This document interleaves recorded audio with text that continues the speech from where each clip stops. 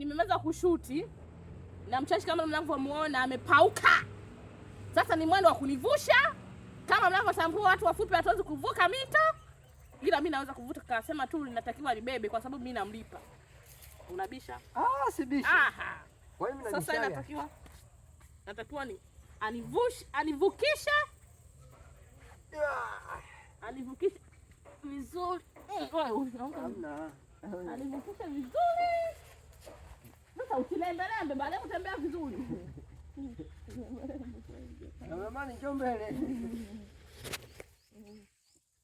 Jamani kama mnavyoona sasa.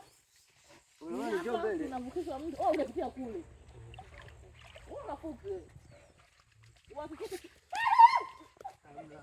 Jamani anataka kumdondosha, anataka kumdondosha. Anataka kumdondosha.